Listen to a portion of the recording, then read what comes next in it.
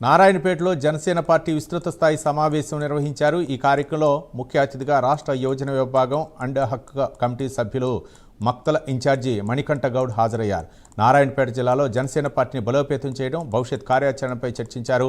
ముందుగా మక్తల ఆంజనేయ స్వామి ఆలయంలో పార్టీ అధినేత పవన్ కళ్యాణ్ త్వరగా కోలుకోవాలని ప్రత్యేక పూజలు చేసి నారాయణపేట కార్యక్రమంలో పాల్గొన్నారు। ఇంత మంచి పార్టీ బహుశా దేశంలో ప్రపంచంలో ఎక్కడ లేదనిపిస్తుంది।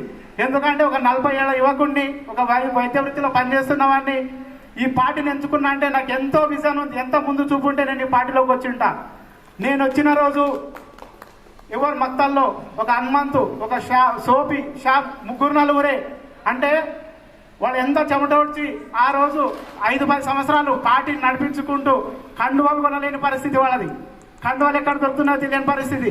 అలాంటి కూటమి ప్రభుత్వంలో కూడా డీకే నేను చూశాను, నా క్లినిక్ ముందే వాళ్ళు ముందు వెళ్తున్నారు కండువాలో వేసుకొని, అరే వీళ్ళందరూ ఉన్నారు కదా నేను ఎందుకు పోలేనని ఆ రోజే నాకు మొదలైంది। పేరు వినబడాలి, ఎందుకంటే నారాయణపేట జిల్లాలో ఒక సర్పంచ్, ఒక ఉప సర్పంచ్ గెలిచారు, అది పవన్ కళ్యాణ్ గారి దృష్టికి వెళ్ళింది। నన్ను, మా అమ్మని ఉప సర్పంచ్ని పోటీ చేసిన అభ్యర్థులను లేపి నారాయణపేట ఎక్కడనే కాదు పవన్ కళ్యాణ్ గారు, అంటే మనం చేసిన కష్టం ఎక్కడ వృధా పోలేదు। నారాయణపేట పేరు కూడా తెలియని వ్యక్తి ఆ రోజు ఉమ్మడి మామూలు నారాయణపేట అని ఆయన నోటితో నుంచి చెప్పించాం, అంటే మన నారాయణపేట జిల్లా కూడా మన పవన్ కళ్యాణ్ గారి దృష్టిలో